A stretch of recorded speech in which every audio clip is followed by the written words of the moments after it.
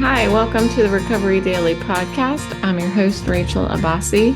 I'm a grateful recovering alcoholic and stroke survivor, and my puppies are right near me taking a little nap. So I hear their mouths like, slapping together, and it's making me laugh. Yes, I just woke up from a nap again. It seems to be, I think I'm just good doing this earlier. Somebody asked me how I was doing today, and I was like, I feel like I might be getting, like, being able to withstand a little more. Um, but I don't know if that's true or not. It's really hard to tell. I feel like I don't suffer as long as I used to suffer. Is that progress? I feel like that's progress. So that's what I feel like. I mean, I'm talking about it, but at the same time, like I feel terrible right now. So it's weird when your default feeling is bad, like always having a headache is uh, yeah, a terrible place to be, but it's also just difficult to know when you feel worse and better, because you always feel bad. So anyway, just, kind of trying to talk it out, trying to talk it out what it feels like to be me. Okay. Today I wanted to talk about listening.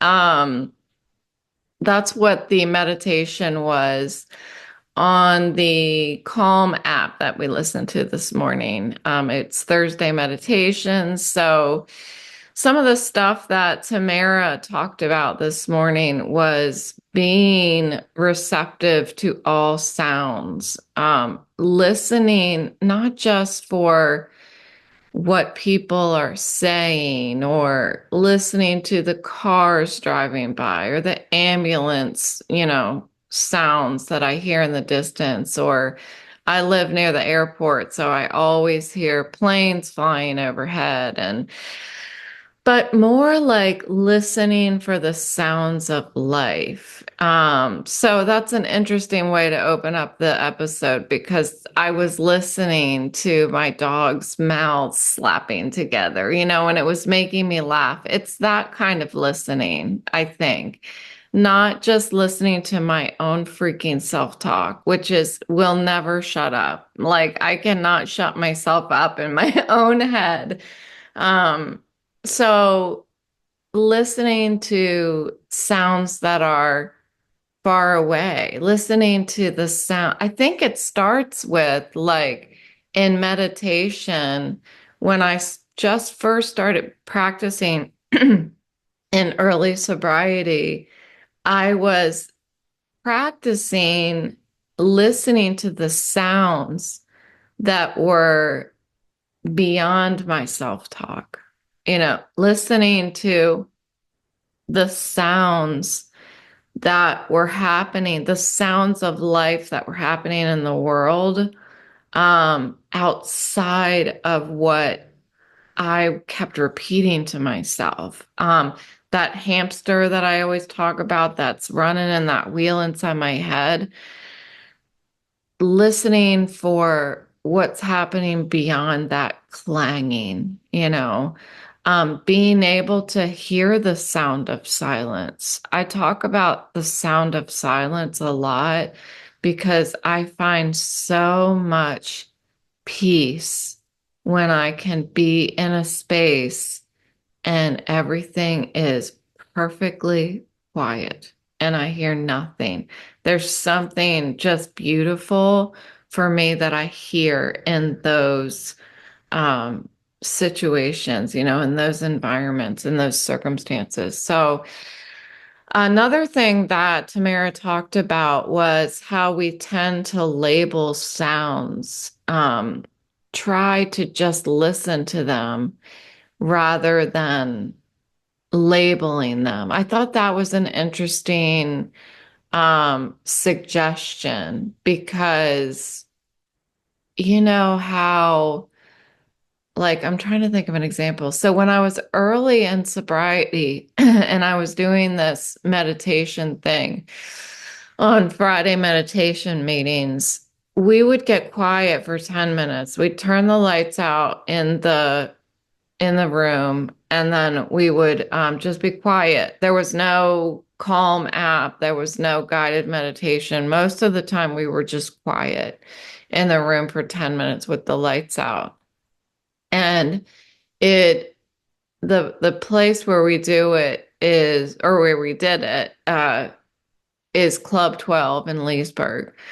And for those of you who are from the area and are familiar with Club 12, it's off of a highway-ish.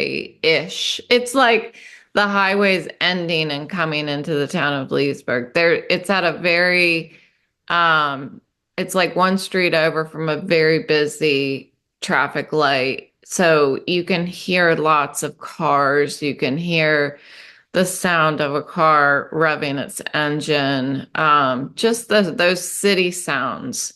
You can hear a lot of that. And I recall sitting there and labeling the sounds. That's why it's interesting that she mentioned that today, because I never thought of that concept of just listening to sounds without labeling them. What I was thinking would be maybe something creative to do, because you know I love being creative, is to listen to sounds and try to mislabel them, you know, try to think of something that sounds similar to the sound that you're hearing. That I think is kind of a soothing little project to work on while you're sitting, while you're sitting and just being with yourself. So she suggests to try listening to sounds as they flow through your ears, So I was thinking listening to sounds like they are fluid. Um, accept sounds for what they are without the need to define them. And that really hit home for me as I compared that to all the other feelings, how we talk about in this Recovery Daily, we talk about when feelings arise to define, to give it a name, to actually recognize what it is, define it so that we can go through our like dictionary of how to process our emotion, grab the one that applies and apply it. That's why I like to recognize what a feeling is and give it a name, because it brings up like practicing processing each of the feelings. That's what it means for me. So Tamara, sorry, I have a scratch, like a tickle in my throat. Tamara suggests listening to the sounds without defining them and just letting them be more fluid. And I wonder if that might be a good practice for emotions. Do the opposite of what I've been talking about. Let your emotions, particularly when you may be grieving, let the emotions be fluid. Don't label them. Let them flow through you, just as you would when you're sitting and listening to sounds. Don't define them. Just let them be fluid. So I heard a lot of great things in my meeting this morning. What I heard also that Tamara said was how when we're listening to something or somebody in particular, I tend to formulate how I'm going to respond to the person when they're talking. Um, I'm listening to somebody and in the background or the foreground, depending on who I'm talking to, there is this self-talk that's happening. And I am either formulating what I'm going to say back, or I'm formulating how is what they're saying hurting me, again, depending on who I'm talking to. And that is something that is a habit, and I can work on that. I can get better at just um, listening without having that background or foreground self-talk. Listen with openness. Listen for what it is.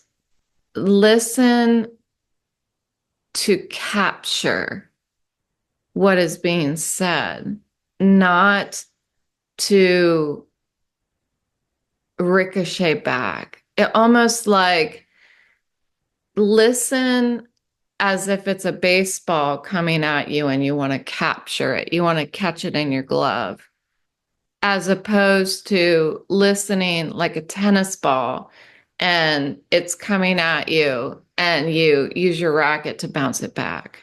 You know, um, I don't have to agree with what's being said. I don't have to, I don't even have to respond. I don't have to react, that's for sure. But my job that we talk about in here all the time is to um my mind just went blank. My job is to pause. Um my job is to take time to respond rather than react. So wouldn't that mean that I should not be formulating how something is hurting me, how I'm going to respond, and so on? Wouldn't that mean that I'm listening without having influence on what is being said? What I heard Tamara also say is listen with your ears, eyes, your ears, your eyes, and your heart. And I was talking yesterday about picking up the phone, and that's exactly what we're talking about here is listening with your ears, if you're in person, with your eyes, and all the time listen with your heart. Because when I'm thinking about, okay, how's this person going to hurt me now? I'm not listening with my heart. I'm not accepting the person for who they are. I'm not accepting the person for what their opinion is. I am simply blocking off I'm protecting myself from being hurt. So it all resonated very deeply with me today. And I think it's a great follow-up to the idea of picking up the phone, because when we're texting, we're not listening with our ears. Are we listening with our eyes? No, we're reading. So we're not really listening at all. We're just reading. And I think it's really difficult to capture the true message of what somebody is saying if we can't listen with all three of our listening parts, with our ears, our eyes, and our heart. So I really liked when she said that. I was thinking this morning how with this topic, let's see what day it was. It was either Saturday or Sunday. Doesn't matter. I guess it would have been Sunday. I was up at an elementary school that's beside my house. I like to bring Autumn over there, and she runs around off leash. I do it when nobody's around because I'm laughing because there's been issues with that around the neighborhood. So I'm like, should I have just said that out loud? Anyway, I go over there when nobody's there, and we pretty much try to keep to ourselves because of issues with other people letting their dogs off leash, and kids are having baseball practice, and there's people like there's a track up there, so there's people that like let their dogs run around while people are on the track. Like I try to be respectful and really only let my dog run around up there if nobody else is around or if there's other dogs up there. So I went there on Sunday, and when I went up there, there was a lady with another dog about the same age as Autumn, beautiful white golden retriever. And so Autumn and her dog were running around and chasing balls and stuff like that. And then some women went to the playground at the school with their little children. And I would typically stay away from the playground with the little kids because as much as I trust my dog, she's a dog, and they I don't have full control unless she's on my leash, you know. Um but the other woman that was there with me, or that I met up with her dog, went over to the playground with the little kids. So I'm like, okay, well, I'm still going to stay over here. And so that's what I did. And then some of the little kids started coming my way. And I thought, okay, um, are their parents going to call them back? But they didn't. Their parents didn't call them back. So I thought, okay, well, this little boy who he was probably like 3 wanted to say hello to Autumn. So I said, yes, of course. And I had, I don't know if I put her on the leash or not. I can't remember if I put her on the leash. I don't think I did. She's actually much better off off the leash than on the leash. That sounds bizarre, but she tends to be more obedient when she's off leash. So that might be why I kept her off the leash. Anyhow, the little boy came over, and then all the little kids came over, and they wanted to say hello to Autumn. And the ball that the 2 dogs were playing with, the little boy wanted to throw the ball for Autumn.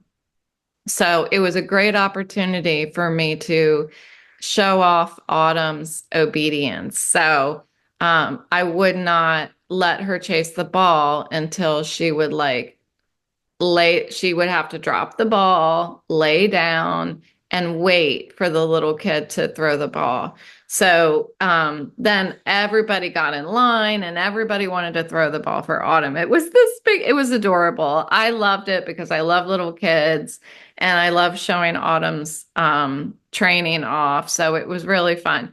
And then after we stopped throwing the ball, Autumn got tired. Actually, Autumn got tired before the kids got tired. And then I was talking with one of the mothers while the kids were all running around. And she was telling me how at her company, they let dogs in the office, and that her son has had a lot of exposure to, or her daughter. Her daughter has had lots of exposure to dogs because of that. So when she said that, I knew I was interrupting her. Okay. I knew when I chimed in and said, "Oh, my company used to allow dogs." I loved it because fill in the blank. I looked at her when I was doing that. She did not nod like she was feeling like I related to her, which is why jumped in because I wanted to, I felt inclined to say, "Oh, me too. That's awesome when you get to have dogs at work." And then I could see that she just kind of ever so slightly deflated. I mean, it wouldn't have been obvious to anybody else, but I was really, I don't, for some reason, I was really watching her reaction at the moment. And she deflated ever so slightly. And so I stopped. I finished what I was saying and then I stopped. And she picked up where she had stopped and was explaining how her daughter got to hang out with these dogs at work. And so I responded very much like, "Oh, that's so great. It's so good for her to be exposed to dogs at an early age so she's not scared. She's very comfortable with them as long as she's not too comfortable, blah, blah, blah." So I started engaging more in what she needed. She wanted to talk about her daughter.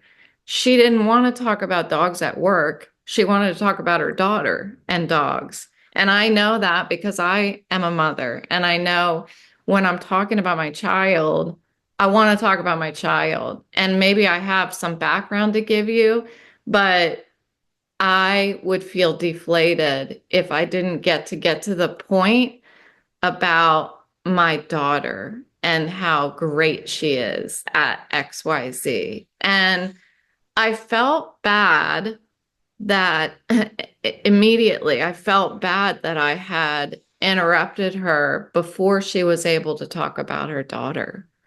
And it was a reminder to me.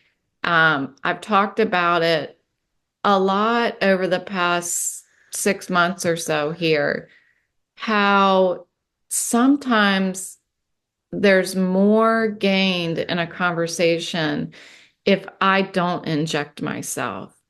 If I just listen. Somebody in the meeting this morning talked about when you're talking to somebody and they're on their phone, they're on their cell phone. And this happened to me a lot when I was working. Mostly it was always the people leaders, the people that were my peers or above would look at their phone. I don't know what they're doing on their phone, but they're doing something on their phone while we are having a conversation. Okay. You know how people say, "Oh, yesterday I was talking to Johnny," let's say. Well, you weren't talking to Johnny, you were talking with Johnny. Because the goal in a conversation is for Johnny to respond to you, right?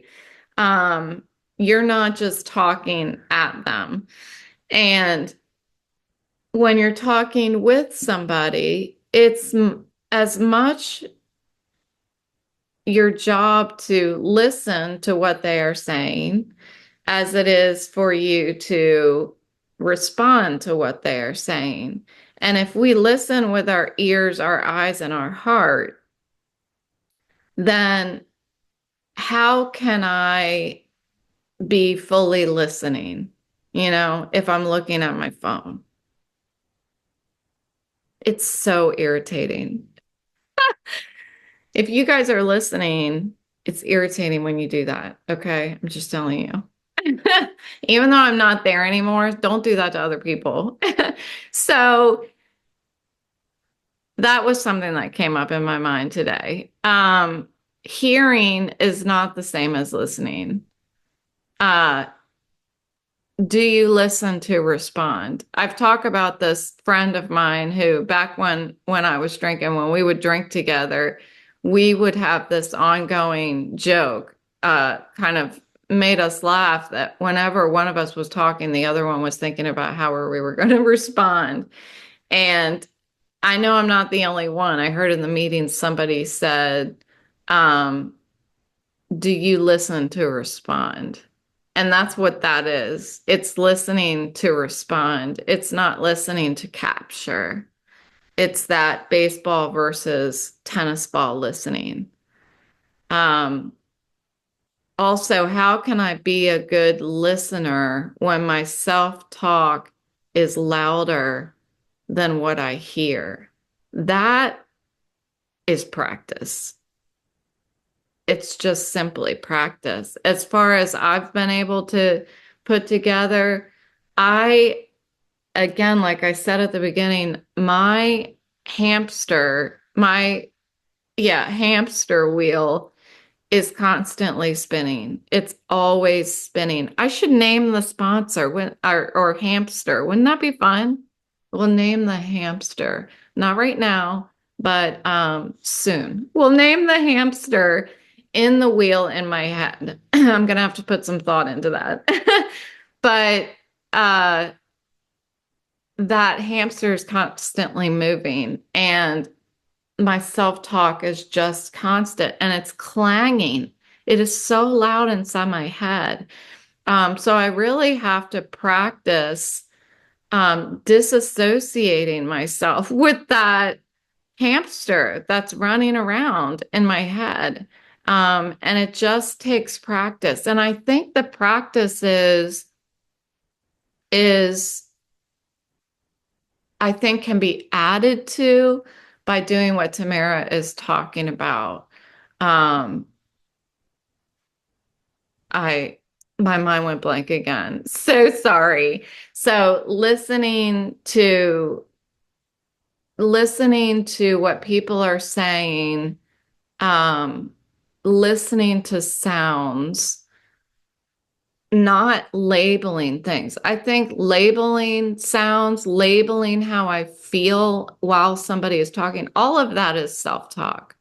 So listening with fluidity, I think is um my slogan today. Listen with fluidity. Yeah, that sounds really smart. We're going to go with that. That sounds smart today. So thanks for listening and listen with hopefully you listened with fluidity and I'll talk to you tomorrow.